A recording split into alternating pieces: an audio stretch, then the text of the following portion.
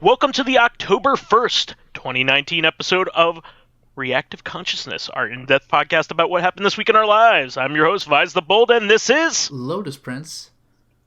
And... Crickets. Yeah, hey, line. Hello. And old man Stompy. Yeah. Mr. Black. And vysethebold. Wait, damn it. Mr. Black, that's a deep cut, dude. Well, it's kind of funny because I think about it like all the time because I have a liqueur, like a coffee liqueur called Mr. Black from like Australia, and it's like, it's espresso, it's like an espresso like themed liqueur, and Sure. it just says Mr. Black on it. And I think of like Hey, The it's your Simpsons favorite all the drink, time. Mr. Black. Mr. Black. Officer Steve Grabowski. Oh man! Hey! Ugh. Anyway, That brisket isn't sitting right. It's like the funniest line. Think smaller and with more legs. But we have a bunch of interesting news this week. Not like big announcements, just like weird stuff, like a lot of weird. Like strange stuff. Yeah, exactly. Like, have you been following like a lot of this stuff in the show notes? Like this is like a bunch of them. pretty interesting. A bunch of them. Okay. Well, let's first of all go off. We like to talk about this kind of thing, but the Sherlock Holmes games turns out were delisted by the publisher. So this is the Crime and Punishment series, and like Sherlock Holmes versus Jack the Ripper, and apparently they were pretty good. And it's quite a shame to see them be in turmoil. Apparently there's some of the better adventure games out there. So it's quite a shame to see this. Apparently, it's similar to the situation with Nicalis, where like the publishers just like refusing to give the developers like control over what they made. So they just like are shutting it all off. The electronic storefronts. So that's a big shame. You never like to see this kind of thing, especially in the digital day and age. And I'm mostly like scared of this kind of thing for when we're like streaming games, because that's going to be a reality at some point. Like the Stadia or something where everything is streaming. Yeah, I mean, at least we have a fair amount of preservation on most platforms. It's sorely lacking, unfortunately, with mobile. Preservation's very bad there, but I mean, how can you keep up with the sheer amount of content like that's on mobile? It's too easy to publish on it. So like, how would you ever collect it all? It's just one of those things. And even if you did, you would need to find older versions of the mobile's OS in order to run some of them.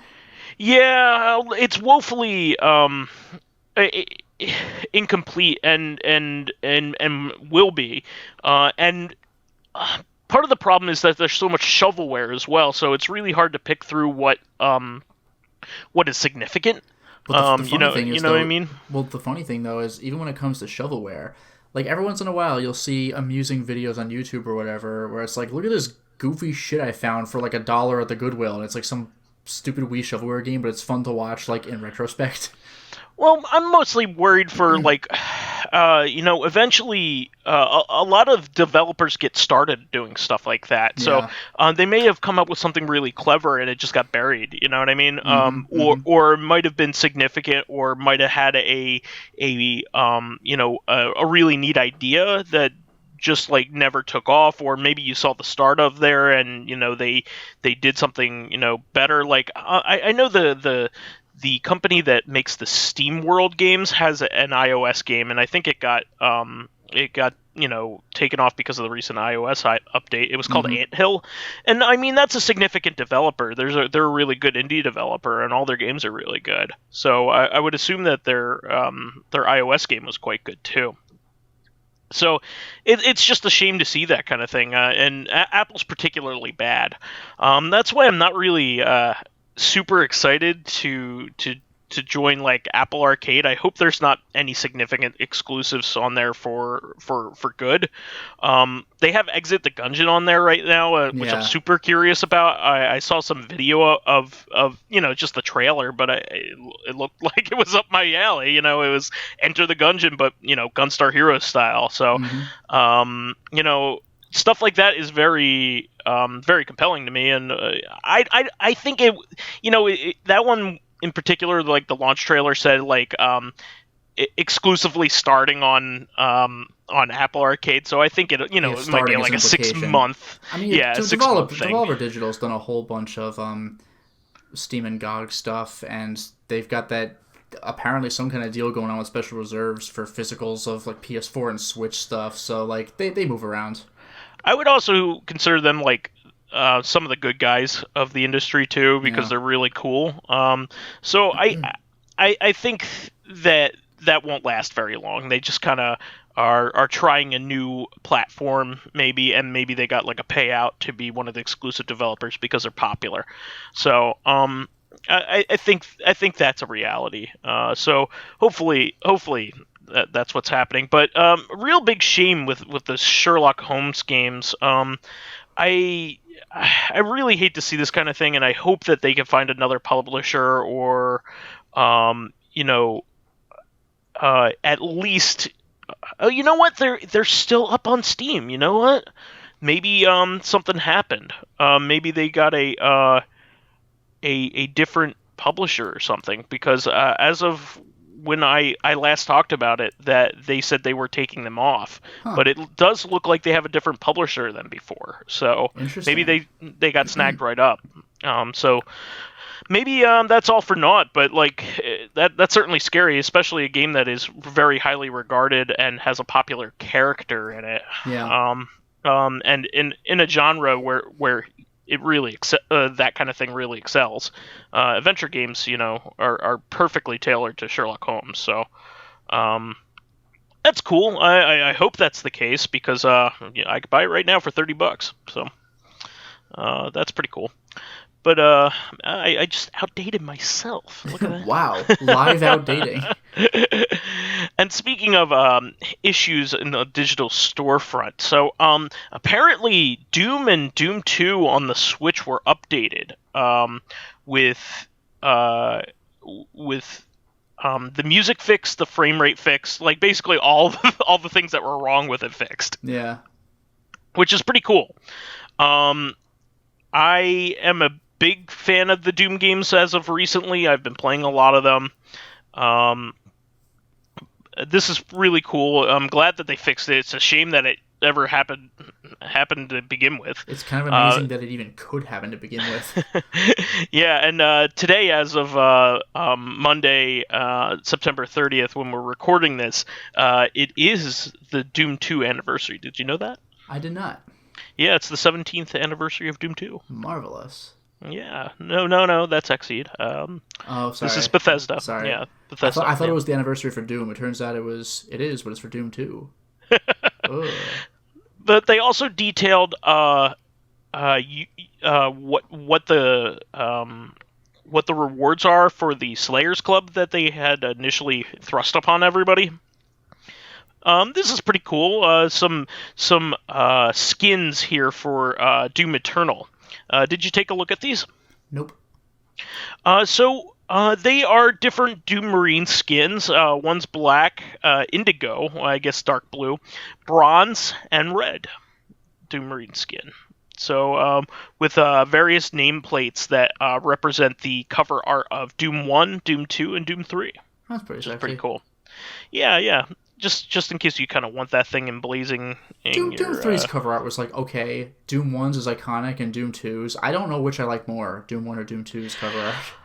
I like Doom 1, but I might have to go with Doom 2016 as being the most metal shit ever. And Doom Eternal's. Doom 2016 is just fucking Halo. Everybody was mad at the cover art because of how generic it was. Oh, maybe I'm just thinking of the poster cover, the poster art. The poster art is fucking What phenomenal. was the Have you ever poster seen? art the one that's like the callback to Doom 1? Yeah. Yeah, no, the actual box art is just like generic green Halo Space Marine. Like, I know that Oh. Halo is like Doom, but in this case, Doom was like Halo. There was just nothing. It was like one of those Battlefield covers where it's just the soldier just fucking standing there. It's like, all Yeah. right. Nah. It was No. like the lamest cover ever. I was thinking of the poster art, which I I think you think had is an even option. better than the original Dooms. Yeah, the poster art is freaking crazy. I think you had an option to get like I think there was like a side B cover art and like the poster is a side B and it's like clearly better in every way. Well, I'm looking here at the Switch icon, and the Switch icon is the poster art, so that's why I thought that. Okay, fair enough. But like So the old PC art was just like whatever. gotcha. Yeah, I mean, this is very reminiscent of the first one. Only there are more bodies beneath him. Yeah. The side B art is like unbelievable. Yeah, it's so good. I wish I had that framed on my wall. Yeah, right. So, but yeah, I'm like such a Doom fanatic now, just because like I got into it, you know. Yeah. So, really cool that they give you something for free. It wasn't cool that it was DRM, of course, but uh, it's No, good that they D fixed this it's shit too. DOOM. Yes. But I think they're still missing No Rest for the Living. Well, that was In a Doom weird 2. one. That was extra episodes for Doom 2 that was only available in Doom 3's BFG edition, and running them was stupid because the controls like had to translate over and like you had to keep futzing with the controls. So you basically had to Well, download the WAD and put it into regular Doom if you wanted it to play right. yeah, the problem with it was, I think, that the weird part about it is that the developer of the port is also the developer of No Rest for the Living. So Oh, people expected it. yeah. So it kind of stinks that it wasn't included. It feels woefully incomplete. But I actually really love. I've been playing through. I've been playing through the Doom games Yeah, and the yeah. Doom engine games recently. More on that later on the week. But I love um, No Rest for the Living. I thought it No was really, really good. No Rest for the Living is probably the most obscure classic Doom release because of like It's the how to it, access it. yeah, and also it's also the most recent official one, isn't it? I think it's the most recent official one. So Yeah, Sigil is unofficial, and yeah, that one alternate episode 1 map 8 I believe was unofficial. That was just John Romero having sure, some it's just fun. John Romero. Yeah, so yeah, the most recent official Doom like classic Doom release is probably No Rest for the Yeah. Living, which was like the remaster of Doom 3. Like what? Okay. Yeah, well, apparently there was some common staff at Nerve Software that made that and was on the id team at back in the day. So Mhm. um, anyway, I think it's a shame that that's not included, but I'm glad that they fixed this up. Plus, these games are really a lot of fun, especially portable. Like I can imagine that these games would be a blast. Portable, especially like if they really kind of lend themselves to it because like. I think the Switch is a good home for them because I could see myself now that I've played through a lot of the official Doom campaigns, uh, going back and playing them on higher difficulties, and playing that portably it appeals to me, kind of casually. So anyway, good on them. Whenever I see a problem, I point it out. But people have come to know that when I do see like improvement being made, I hand it to them. So that's good that they did that. Especially for like cheap games that are really supposed to be kind of promotional items. Yeah. They're really supposed to promote Doom Eternal. I don't think they seriously think that people are buying them as like the the focus here. But moving on, I there was a lot of drama surrounding Miss Pac-Man. Did you see this? I heard that there was drama, but I didn't know what it was. Okay, so this is Miss Pac-Man has always been contentious. That's why you don't always see it in Namco collections. Do you know the story behind it? No. Okay, so way back when, um, back when Pac-Man came out, Bally Midway, I think it was Bally at the time before they merged with Midway, uh, was the U.S. distributor of the original Pac-Man. And what had happened was um, they believed that Japan was taking way too long to make a sequel to Pac-Man. So what ended up happening was somebody made a Pac-Man clone um, that had extra levels and different mazes and different enemy behavior and that kind of thing.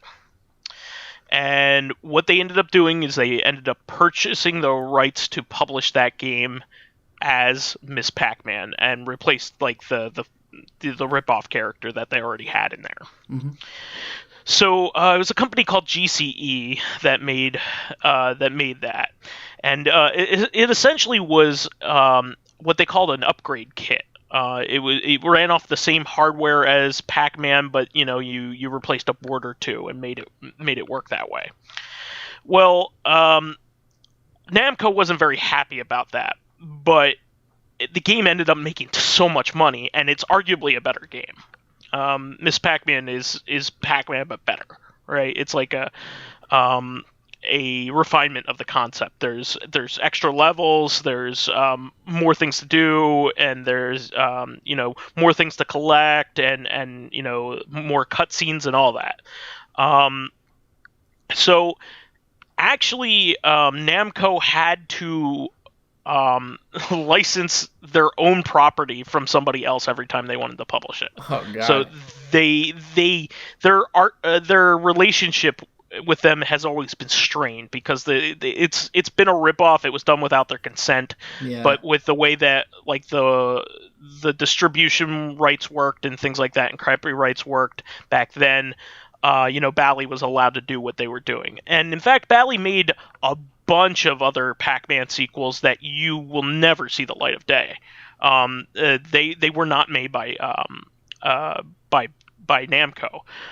There was like Professor Pac-Man, Junior Pac-Man, and Baby Pac-Man, the weird like pinball game with Pac-Man up top.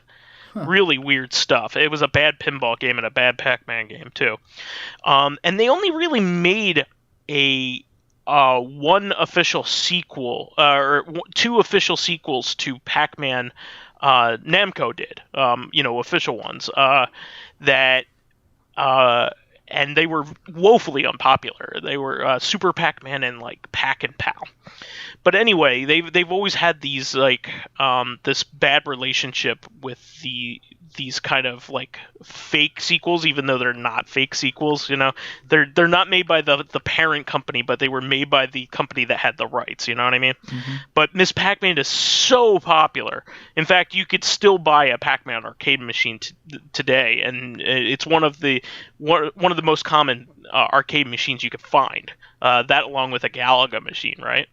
So, what ended up happening was At Games, the company that used to work on the home versions of the Genesis stuff before they went to M2 to do the Genesis Mini, low quality, like plug and play kind of stuff. Yeah.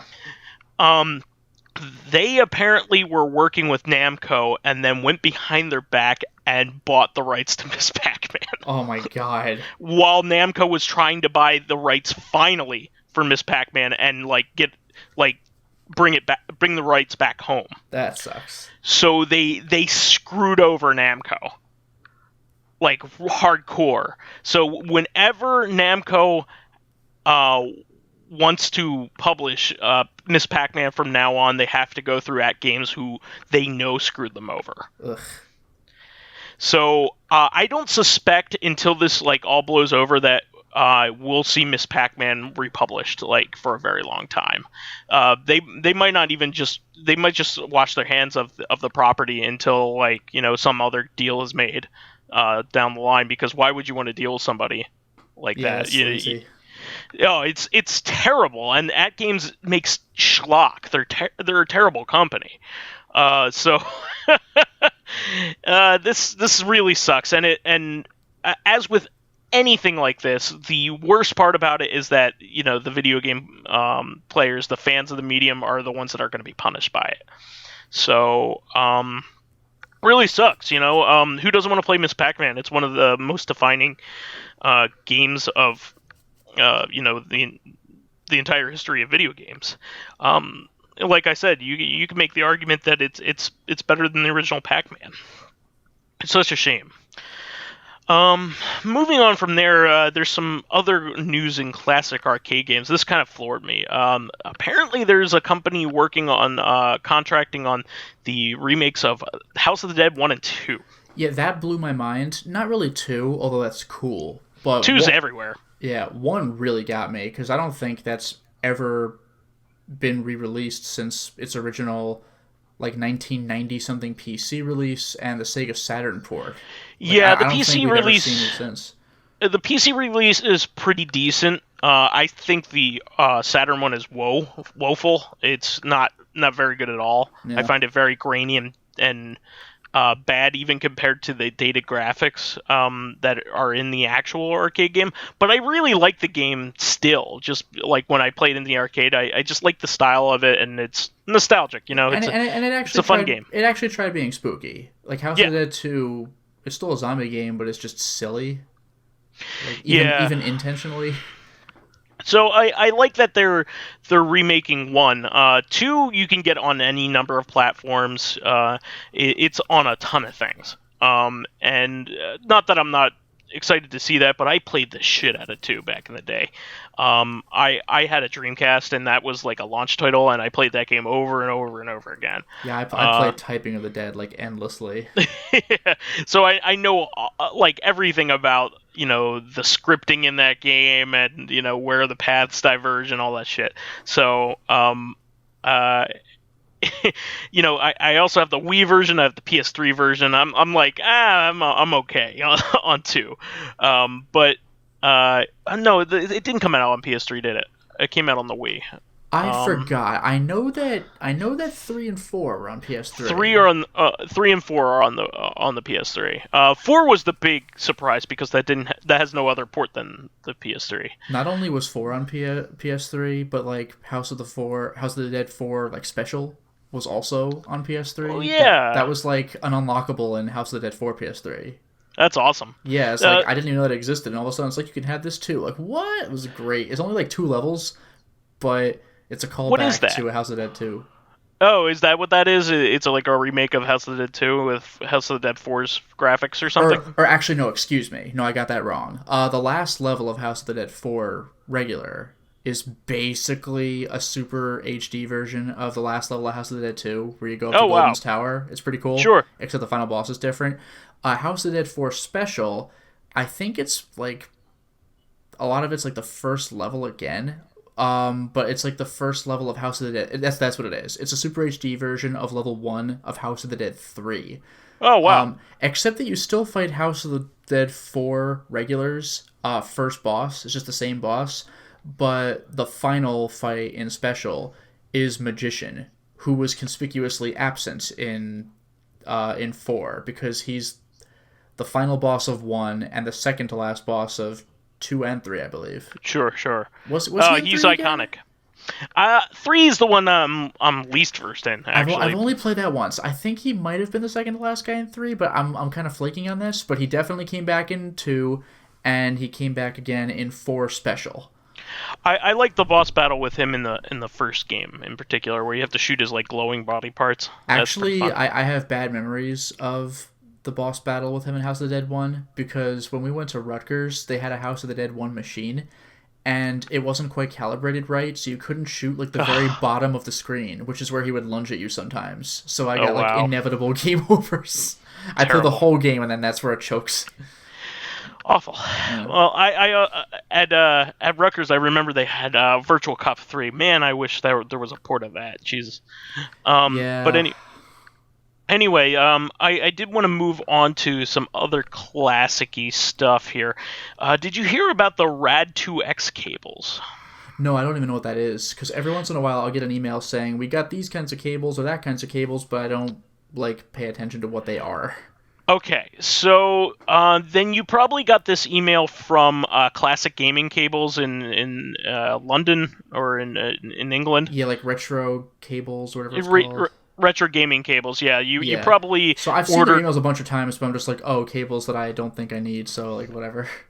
Yeah. They're one of my favorite places to get RGB cables, and I was probably the one that told you to get them there. Yeah, you told me exactly which to get for a bunch of my systems, for the Genesis, for the Saturn, for a few others. But we get the idea. For PS1/2. Yeah.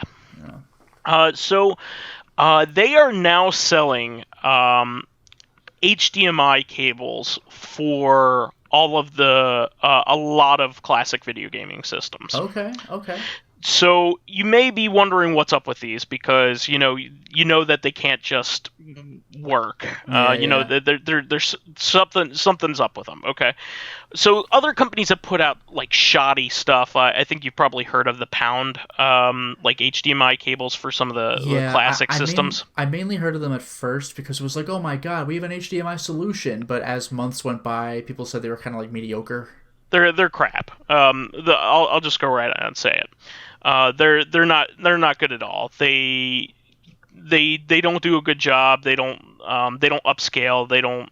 Well, of course they don't upscale. I didn't expect that from just cables. Yeah. Well, what these are is these actually do first of all they do doubling in them, so that's cool. Now, what does that mean? So most of the games of that era are 240p or 480i, and these will double those resolutions. Okay. So 240p is the real difficult one because very few current TVs take 240p as a actual resolution. It'll like try to upscale it on its own to 240i. Or 480i, I'm sorry. Yeah. 480i. So 240p was never like a real spec. It's just what video games used to kind of like cheat the system back in the day. But like old TVs had no problem with it. But what is cool about this is that it has an advantage over the solutions that we've been using. So we use upscalers. I have a FrameMeister and an OSSC. You have a FrameMeister as well. So the Sega Saturn and the Sony one have pretty much instant resolution switching. So if you are playing like Final Fantasy VIII, an RPG that has resolution switching during the game play, you won't get that delay like we've been getting with the OSSC and the FrameMeister. So the Saturn one in particular is very valuable because there is no solution at all that is completely foolproof except for this, which is pretty cool, and it defaults to whatever your system can output. The highest level. Nice. So let's say if you buy the Super Nintendo one, if your Super Nintendo is capable of RGB, it will output RGB. If you haven't, if you have like a Super Nintendo Mini that doesn't have RGB right out of the box, it will default to like composite. Oh, that's clever. So it is a plug and play solution. You don't need to get a modification to use it. You can get a modification, of course, to for certain systems in order to make it look better. But the Sega Saturn one has RGB right out of the box, so that's a good solution. And you can plug it right into your TV, and nothing else needed. It's really, really nice. So how do you get it to plug into something like the Saturn? Like, is there like is it a component HDMI adapter or something, or composite HDMI adapter? So good question. It has it's basically a little dongle that plugs right into the AV port of the system, and then it has an HDMI port on the end. Gotcha, so you just plug an HDMI cord into it. Okay, yeah, I'm still waiting for some kind of not shitty video out for the Saturn. Yeah, apparently this has been tested and it's really good. Really, really good. By So, the way, when I say not shitty video out, I mean the physical housing where oh, you plug in the cable. Sorry, if yeah. Saturn has RGB, that's fine video out. I meant like the physical part of the system. Yeah, I'm waiting until, of course, these aren't better than, let's say, getting an HDMI mod. Of course, because the HDMI mods are going to be extremely tailored to the hardware in Yeah, which they're outputting. So, like, this is not meant to replace. Like, they have an N64 one here. That, of course, right out of the box, it doesn't. N64 doesn't have RGB, sure. but it does have a component, so it would upscale the component.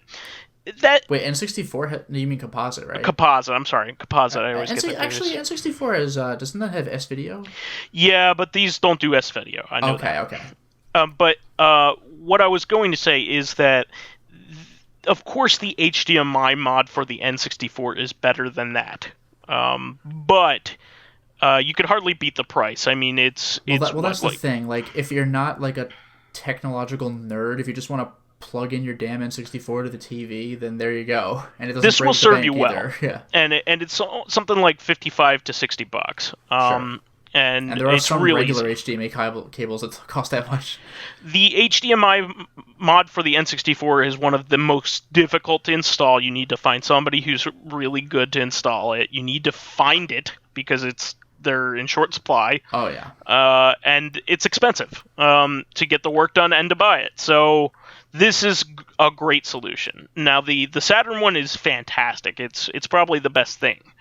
Same thing with the PlayStation one, unless you have a backwards compatible PS3, that's probably still the best. But it's still really, really good, especially if you want to play like Chrono Cross and things like that. So, Mm-hmm. the original Final Fantasies, more like the Chrono Crosses and things like that haven't shown up on modern systems. Yeah. Although Chrono Cross, I think, is available on PSN. Yeah, you're right. You're right. But I mean, that haven't been like remastered or Yeah, yeah, re-released. yeah. Re-released. It's really just the PlayStation version that's No, it around. is. Yeah, like they took it and they copy pasted it so you can get it on a modern system. Yep.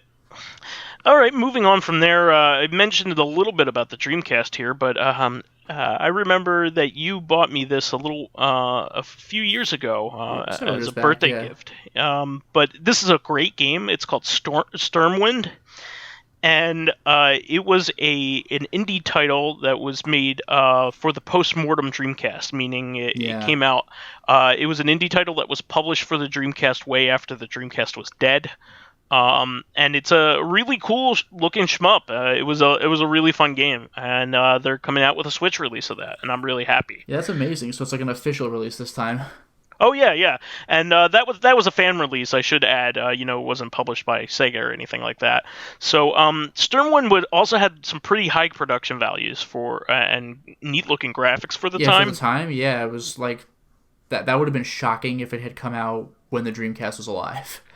Yeah, so this is going to be like a full HD port. I'm excited because, unfortunately, when I upgraded my Dreamcast to have the optical drive emulator, none Yeah. of the optical drive emulators support playing any of the like self-published titles because they it's like understanding with the publishers. They kind of want them to thrive, Yeah. so like they block you from playing stuff like this. So unfortunately, I was locked out of playing my copy for a long time. So it'll be really nice to be able to play it again. So let's see here. So the Genesis Mini has a whole bunch of secrets in it. Have you heard anything about this? No, there's too secret. Well, apparently, there's not a whole lot of info on this, but like apparently people are skulking in the background looking at all of the data, and apparently first of all there is a hidden game in the Japanese version, a pool title Wow. that M2 worked on, I think, a long time ago. And one of the really cool things is that the American the ROM of Mega Man, the Wily Wars, that they used is a ROM that nobody's ever seen before. Yeah, isn't it like an actual US version? So people are theorizing that this may be the very ROM that was shared on Sega Channel back in the day. Okay, that'd be interesting. So the official US version of Mega Man Wily Wars, which has never really been published. Yeah, that's pretty cool. Probably until that Retrobit one comes out in a couple months. But this is still really cool. I'm sure people have already dumped it and included it in ROM compilations, but that's it's like, really, it's like really Star neat. Fox 2 that took all of like 10 minutes for people to grab. Yeah, exactly. And now it's easy to play, even on a real system too. So. Yeah. And there's also apparently some hidden emulators on it and stuff that people are getting going with just like minor hacking. They're not even adding those things. Huh. Apparently there's like an arcade emulator in there. Wow. And nobody knows why. Come on, Marvel War of the Gems. Yeah, exactly. But it's still really neat. Just some cool stuff about that. M2's full of a bunch of nerds, so them including something that like a bunch of hidden stuff is in character. So that's pretty neat. Moving on from that, I've talked about this series a couple times. Now, jumping off of mobile here. I don't. I'm not a huge mobile gaming fan just because I don't like the control interface, and most of the games are like those gacha games. And some people like that stuff, like Pyro and Old Man Stompy love that kind of stuff, but I'm just not into it. Neither are you, for that matter. You don't speak for me. Yeah, okay. But I'm not into it. Sorry. The one who is sorry is me. Not as sorry as you're gonna be. Yeah. Oh. So anyway, some of the best mobile games that I've ever played, though, are the Room series. There are 4 entries so far, 1 through 3. Original Sins, I think, is the 4th one. Yeah, I think only 1 through 3 are on Steam right now. 1 through 3 are on Steam, and 1 is on Switch. Okay. But the rest that makes are a lot all of sense to be on Switch. Yeah. In fact, the Switch one is a bit of an upgrade. They upgraded the graphics of the original game, but I don't know how well that one did because I haven't seen any movement on the rest of them. But anyway, I hope they're doing well on those platforms because I love to see the 4th game. Yeah, I've seen a little bit. Like, you introduced me to it. I think it was like Room 2 at the time, and yeah, I was fascinated by it. So it's really cool that they're making more of them and they're spreading out. I definitely recommend them. I mean, pretty much anybody has access to them because they are both all of the games are available on Android and iOS and the various devices, like any tablets or even like Nvidia, like Shield has them and stuff like that. So Apple TV, I think, has them as well. So what they're not a Tommy Wiseau game. First of all, let's clear the room here. Don't confuse it with the Room tribute. By Edmund McMillan, maker of Castle Crashers and Newgrounds. And I think Domo-kun's Angry Smash Fest. Oh yes. The best game. Classic. Remember that time you were basically just playing Golden Axe for like 2/3 of the game? It's not a good game. Anyway, it wasn't even good back then. I liked it, but yeah, you're right. It was a flash game. My favorite part was like when you would beat level 1, the very first level. If you could beat it without ever getting hit, then it would cheer for you, but it would be like SimCity 2000's you lower the taxes cheer. Oh yeah. Like yes, I know what that is. that was back then when parodies and stuff was like a big novelty, parody games and like the Wild West of the internet was still kind of fun. Oh yeah. But anyway, they are making a new The Room VR, a Dark Matter. So it's an all new 5th game in the series. Obviously in VR, and it's coming to all they said all major VR platforms, which does that include PSVR then? I would absolutely think it has to. That would be insane. Um, PlayStation VR is the number one VR platform because of its price point. Yeah, and it's accessible. Like, I Yeah. mean, the PC version is more expensive anyway, but you also need an expensive PC to run it in the first place. Yeah, I think the newest HTC Vive is something like like if you want the whole set with like the motion controllers and everything, Yeah. like the Pro version, the latest version, I think it's like $1,200. Yeah, Like it's like, dude, like ridiculous. I'm sure it works great, but like, goddamn. Yeah, I don't know how anybody buys something like that. I'm in the video games, man. Like, Yeah, like the and PSVR is I like like VR. $250, and that's with everything. Yeah, yeah, and I mean, I luckily had like Go controllers when they were Oh, the or PS Move. Move controllers when they were discounting them. When they originally Yeah, that's launched. something I regret missing out on because I was like, I'm never gonna play anything that has a Move, but now it's like back in vogue. Well, and luckily they still use the same controllers. They're Yeah, that exactly is the very same. fortunate. I didn't expect that. Yeah. Oh, I actually think the Move was quite underrated. They had a lot of goddamn good titles, and it's actually one of my favorite ways to play. Well, yeah, it was the PS3's light gun. Yeah, yeah.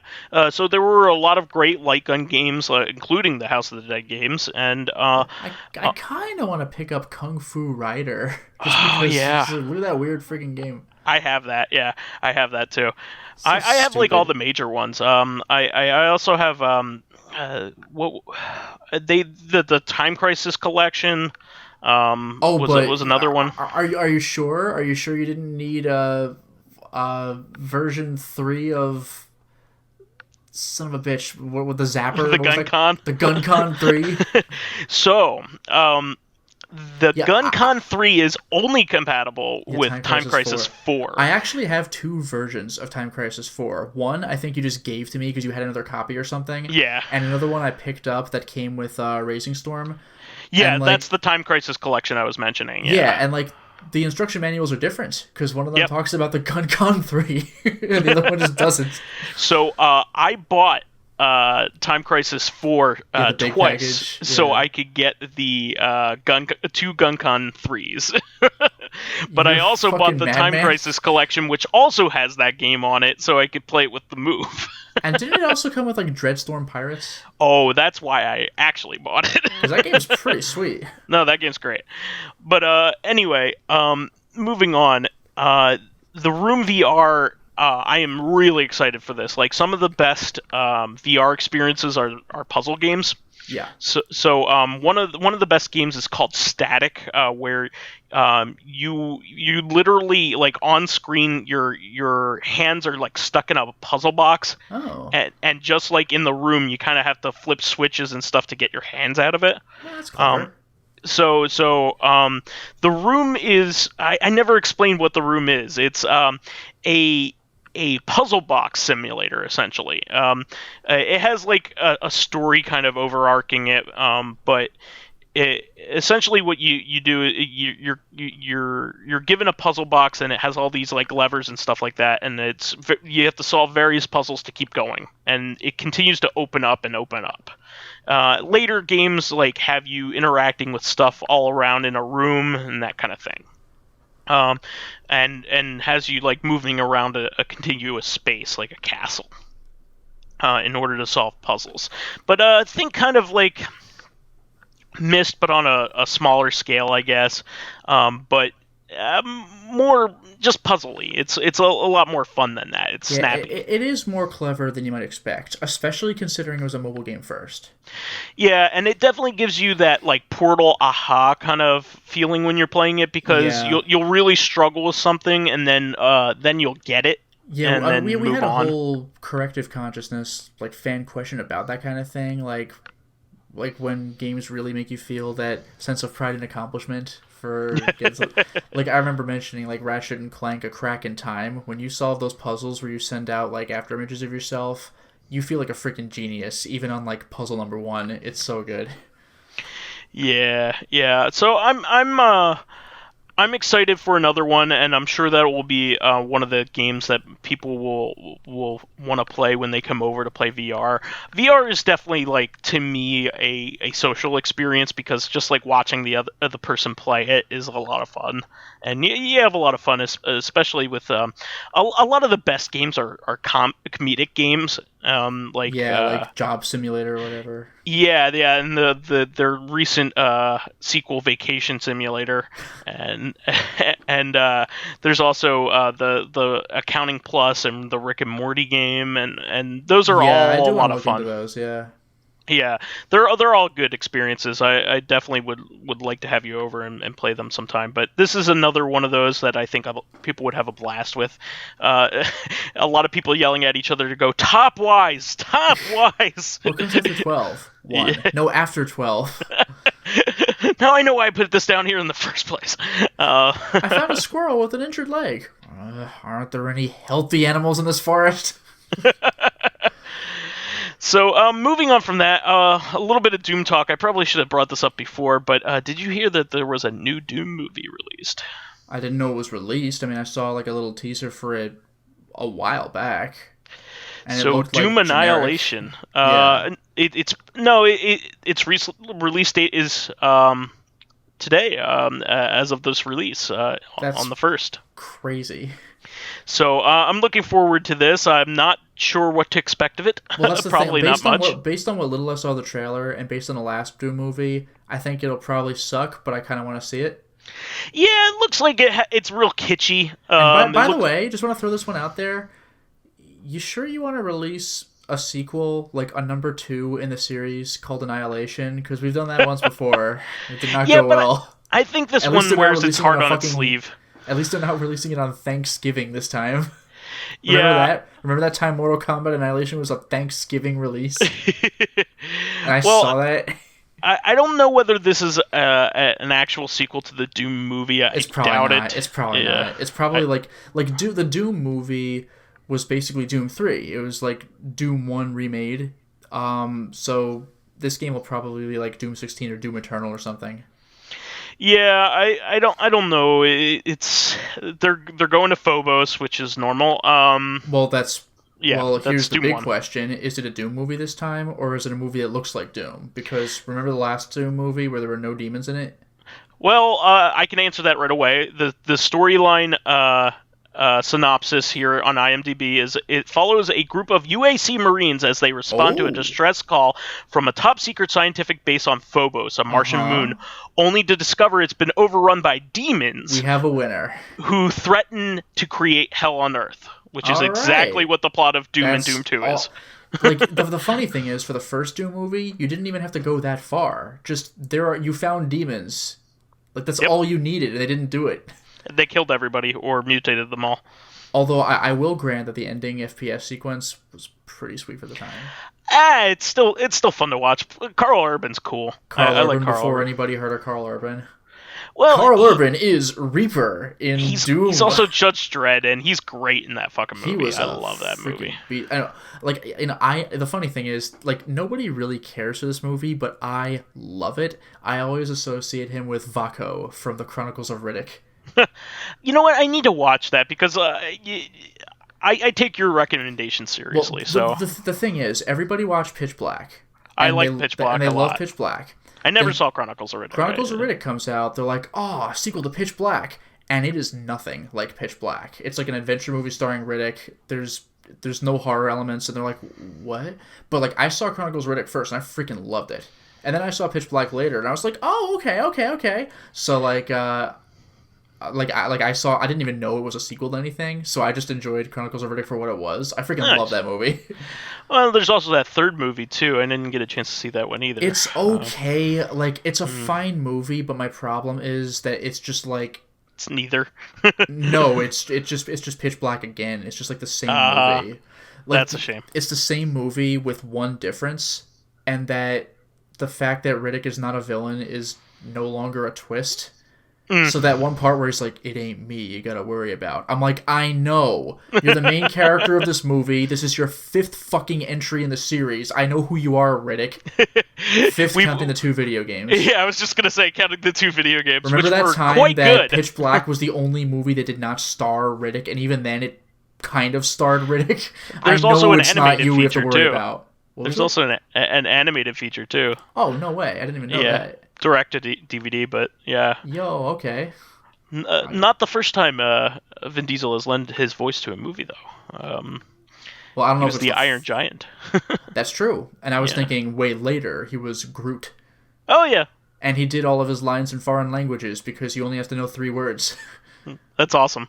Yeah, they didn't have to find, like, the Spanish-speaking guy. It's like, yo soy Groot. Like, we're done. Like, I got it. So, this is great. I think I mentioned this before, but I'm going to mention it again. I Love You, Colonel Sanders is now out on Steam. You know, the funny thing is that game, like, legitimately looks hilarious and it's being marketed as such, but, like, have you ever seen on Twitter where, like, companies try to act cool? Like Arby's and all them. Well, Arby's actually does a pretty good job, but when companies try having, like, attitude and somebody goes, like, silence brand, like, have you ever seen that? Yeah.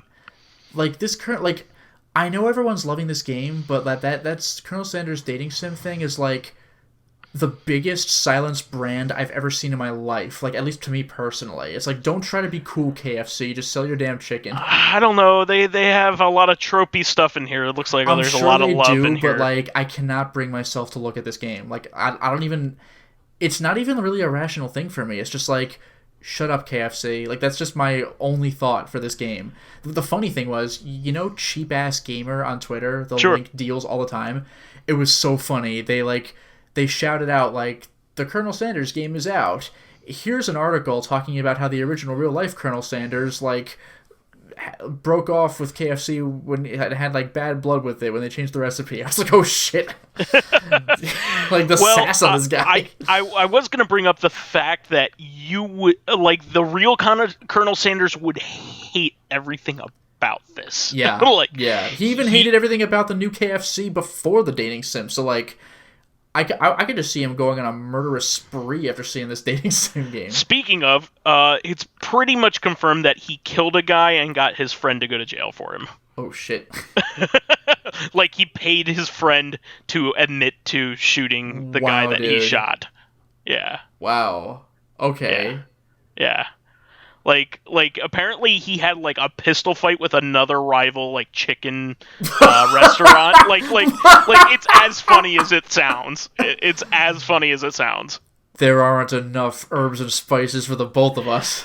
Apparently had a fucking pistol fight like down in the deep south, like shooting each other's like signs and shit. Was this like the 1800s when that was a thing? Like... No, it was like, you know, the 1960s or some shit. Yeah. No, like, I know when the Colonel was around, but like this had to be the 1860s. No one does fucking pistol duels in the 20th century. Dude, the man, late 20th century. well, the mid, but back then, like man, in the hippie era, he's having like pistols at dawn. Like, get the fuck out of here. Colonel Sanders. Fuck off. Like basically, you know, like sabotaging his competition, like shit like that. Like, what's apparently the matter, he was Colonel a real Sanders? bastard. Chicken. Waiting all fucking movie for that line, and it finally happens. It had to happen. You can't just not do the line. He did the line. So, yeah, that is out. So you better damn believe that I downloaded that right away, because who knows how long that's going to be around for. That's fair, but I'm not touching it. I might want to play it in a group setting eventually. So we'll see. It's like one of those games. Like, can you believe this shit happened? Yeah, I will admit this. Arby's and Wendy's are kind of like the kings of social media. Arby's with their insane like especially paper crafting, and Wendy's with their sass. But like, I gotta admit, KFC doing a full-on fucking dating sim, that is some next-level marketing. They also have good commercials. I mean, they do something new with the Colonel, like, all the time. Remember that time Norm Macdonald was the Colonel for, like, 5 minutes? Well, so was Jason Alexander, so was Reba, like, all this other shit. Jason Alexander was? Oh, yeah. Whoa. Remember that time Jason Alexander said, "Go fuck yourself, singer," and then he was out of the room or out of the movie? What movie was that? Jacob's Ladder. Oh, jeez. But Jason Alexander was in The that, and it the was only movie that not I know funny. him in was Pretty Woman, where he's like the antagonist. Yeah, he was just like in Jacob's Ladder. He was a lawyer that he thought the characters were screwing him over on because the whole movie's about like hallucinations, and he was like, pissed off at the main characters. He's like, "You told me the situation was this, but you're fucking liars." And they're like, "No, we're not. What the hell?" And then they just ended with bad blood, and that was Jason Alexander's role in the movie. There you go. Moving on from that, there is somebody working on an Atari 7800 flash cart. Huh. Not my cup of tea. Why don't you but, just buy every single Atari 7800 game for like $5 total? That's not fair entirely. I mean, like, I know. There's like Ninja Golf that I'm sure is pretty expensive at this point. I mean, like, By the way, for the record, anybody, Ninja Golf, legitimately a clever game. Yeah, it's a fun game. Like, it's just straight up golf, except you actually have to walk from where you hit the ball to the ball, and you have to fight shit on the way there. Like, that's insane, and it works. I can't believe it wasn't a parody game like this. It was like before ninjas like were used in like like Ask a Ninja and shit happened. Well, yeah, it could have been like Streets of Rage, just fight your way down the streets, but like no, you're a ninja for no reason. Like, all right, and he's playing golf and he's getting attacked. Come on, sure is. And you can move on to your bits here. Yeah, a couple quick bits. One of them is Games Done Quick. I think it's Express. Like GDQx just finished. It was just over a weekend. Normally, Games Done Quick is a speedrun marathon that takes place over the course of an entire week, non-stop. I mean, there's a little downtime between streams where like they're setting up for the next one or whatever and doing commercials, but the stream they never cut the feed. It is just 7 days. For GDQx, it's just, I think, 3 days over a weekend because it's not an event dedicated specifically to Games Done Quick. This was the convention, TwitchCon, and Games Done Quick like had the room for like the whole weekend. It was like a mini GDQ. So more speedruns. I haven't watched too many of them yet because I've been grading papers, but like they did Fester's Quest. I've never seen them run Fester's Quest before. Boy. Wow. They did Streets of Rage 2 on Mania difficulty. The last time I saw them do that, they beat it in like 57 minutes and change, and that was like a little bit off of the world record. Well, since then, that same guy has shattered his world record, and in fact got the world record at GDQx. It was like 46 minutes and change. Like, remembering that this is a beat-em-up, cutting off 10 minutes, like, that shit's bananas. Because before, his strategy was playing the game and living to the end, like being careful about enemy spawns. But now that he's grown way more familiar with how enemies work, he just goes in there. He just charges to the right. Everybody's on screen. He's killing 1,000 enemies at once. Like, his management is just ridiculous. So I look forward to seeing what other games there are going to be. I saw Bloodborne, all bosses in like an hour and 32 minutes, which is like that's demoralizing to me. But it was really cool to watch. So yeah, GDQx is finished. Look into it. It's awesome. Two other things I'll mention. One, we have talked before about a trailer for an upcoming Guilty Gear game, which somehow magically looks even more gorgeous than the last game. Yeah, and I don't know how that's even fucking possible. I know. And that was like half of the comments on that trailer too. Like, let's make the best looking game ever. Let's do it again. Like, okay. But at the end of that trailer, they had teased May. Like, oh, May's back. I haven't seen her in a while. So the May trailer recently came out. So you get to see a bunch of her moves and everything. It's super cool. And then at the end of that trailer, they teased the return of Axel. Remember Axel? From way back in like... Oh, yeah, Axel Lowe with the scythes. Yeah. He hasn't been in the series? He hasn't been in recent games? I don't remember if he has or not. I'm not that familiar with Exard and Revelator. Zerd. I don't give a fuck. But like, but yeah, it's like third, but with an X. Sure, but like he's coming back too. Hooray! So we're getting Axel. Yeah, he's the one from London, I believe. He has the Union Jack on. Yep. Okay, yeah. You know who I want to see, even though I kind of doubt they'll do it. I want a return of Zappa. Remember Zappa? Which one's Zappa? Is he the vampire? Not Slayer. Okay. Zappa's the guy who's possessed by I forgot who, like Oh multiple ghosts. Like one of them's yeah, like his mom or yeah. something. He's He's the guy kind of a who's dead guy, isn't he? Like he's like limp while he's fighting. he well, yeah, he's not a dead guy, but he's possessed. So he goes limp because he's doing all sorts of like exorcist shit where he like bends over backwards, just hangs that way, and just like the ghost is playing. Like his intro animation is just like he's standing there like not knowing what's going on, and he's just like ah, and then he just bends over backwards, and whatever ghost has him just takes over. It's very reminiscent of like stands and stuff like that from JoJo. Yeah, one of his biggest super moves is like the big golden ghost comes out and just fucking punches you. But like, yeah, his interaction with Faust, the doctor, is he's basically like, "I need help," and Faust is like, "Oh," and then he bends over backwards, and Faust is like, "Oh, this is serious," and then he just has to fight like possessed man. And he's crawling With a on all gigantic fours, like in the scalpel. bridge position, doing all sorts of creepy things. It's amazing. With a gigantic scalpel. Yeah, it's horrifying. I love how you know what they need to bring back to just blow my mind. Doctor Baldhead. Bring back. Remember Doctor Baldhead? Like the original incarnation of Faust. Yeah, when he was like Yeah. a villain in the original PS1 Guilty Gear. Faust is way sillier and more like frankly enjoyable. But I kind of want to see Dr. Baldhead again, where he was like a creepy, sadistic doctor with a giant scalpel. And his throw was he just chucked you against the side of the screen and you bounced off. I was like, oh god. He was a beast. But Faust is silly. Like one of his special moves is like he tears open his shirt and reveals like the Hokuto no Ken Big Dipper on his chest before doing something. It's like what? It makes no sense at all. What a and the- series. It's inane. The last thing I'll mention is the Overwatch Grand Finals happened on Sunday, and I actually attended them live at in Philadelphia at the Wells Fargo Center because Luminaire asked me if I wanted to go, and I'm not like an avid fan of Overwatch, but I find it entertaining to see every once in a while, and like a live one of these, you know what? Sure, and it's a Grand Finals, it's a big deal. Okay, Yeah, plus cool. you'll get into like the spectation of it, you know. That's the whole thing, like Yeah. the crowd stuff. It was kind of cool because like originally he'd asked me if I wanted to go, and I was kind of like I don't know if I feel like going through the act of going, and it was like $100 something for a ticket. I was like, so like I held off for 3 days, and eventually I was like, I guess I'll do it once. But so when he went to order the ticket, because I waited 3 fucking days, we could no longer get like front row center seats. So he got them in like this was the Wells Fargo Center where we had the Gorillaz concert. So like you kind of know that Okay. area. Sure. So we got seats in like section 211. So we were kind of up high, but I mean the screen's gigantic. You can still see it. But like when we were waiting before the pre-show, I have no idea why this was. Maybe there were no shows or something. But some guy just comes up to the three people next to us, and then the two of us, and he's like, "Do you guys want to go down?" He just like had tickets for lower seats, and Oh, neat. we're like, okay.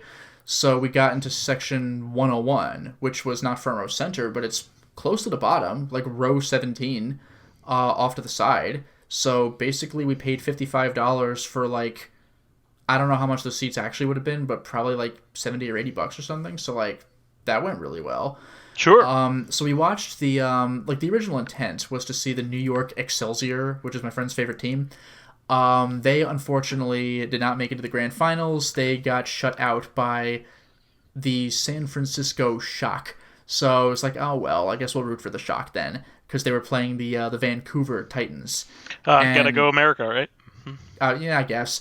So like the Shock like actually stomped New York like just 4-0, which was a Stomp or shock. clomp or some piece of Some crap. piece of crap. Because like New York's like a damn good team. Like San Francisco is the number 3 team, New York's the number 2 team, and the Titans, Vancouver are number 1.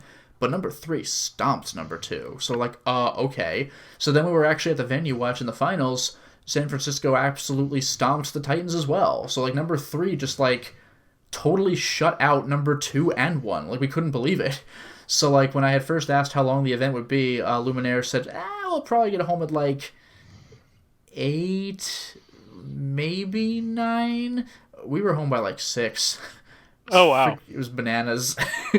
So it was You were really there early, huh? It was a really climactic match, and it was really fun to watch. But like, damn, San Francisco was just on fire. It was insane. Yeah, that didn't take long. You were It was home like, before no time. it was like around 2 hours ish, and then Not bad. yeah, like thought it'd be longer than that. Like there's a possibility of it going up to 7 games, and it took 4 because it's first to 4 wins. So like, well, but it was really fun to watch though, and it was cool to see new characters that I was not really familiar with actually play. I've seen their trailers, but I hadn't seen them actually play. Like the scientist with split personality, I forgot what his name is, and that guy like Baptiste. So it's kind of cool to see the new characters actually like in action instead of cinematic trailers. So that was fun. Overwatch Grand Finals. Hey. That's nice. Well, I'm glad you got a chance to go. Yeah, it was pretty rad. And like the Wells Fargo Center is only about like 55 minutes from where I live, so it's a relatively painless trip. Not to mention, unlike when we went to the Gorillaz concert, it was not torrential downpour, so getting home was pretty smooth. Nice. Well, I'm glad you had a good time. Yeah, it was pretty fun. All right. Anything else before we wrap up? I think that's all I got. Okay, well, that's the show for this week. Please remember to subscribe to the Corrective Consciousness YouTube and Soundcloud pages. While there, please give us thumbs ups, likes, and 5-star ratings on iTunes. It helps promote and spread awareness of the show, and any bit of encouragement helps keep the show going. You can also catch us on Thursday for our sister podcast, Corrective Consciousness, where we will have a nice update on the games that we're playing right now and general impressions. Just a kind of a lighthearted, laid-back podcast this time around. A delightful romp. A skip through a leafy glade. Yeah, good for a lark. Yeah. Finally, you can friend me as vysethebold on Steam, PSN, Xbox Live, Twitter, Battle.net, Switch, and in your heart. In your heart. You can follow me on my YouTube channel, Lotus Prince. You can hit me up on my Twitter at Lotus Prince. And finally, if you are interested in seeing my videos early, getting in on exclusive live streams, currently getting toward the end of Kingsfield 2 American, Kingsfield 3 Japan, and Metal Wolf Chaos, getting near the end of both of those. Selecting upcoming games for me to Let's Play. I'm still working my way through Folklore, and 999 is in full swing for patrons. 9. What? And if you're interested in getting involved in conversations with me and other patrons on Discord, then perhaps consider swinging by my Patreon account, which can be found at patreon.com/LotusPrince. Okay, great. Well, we'll catch everybody on Thursday for another episode of CoreCon. Catch you then. Until next time, everyone. Bye-bye.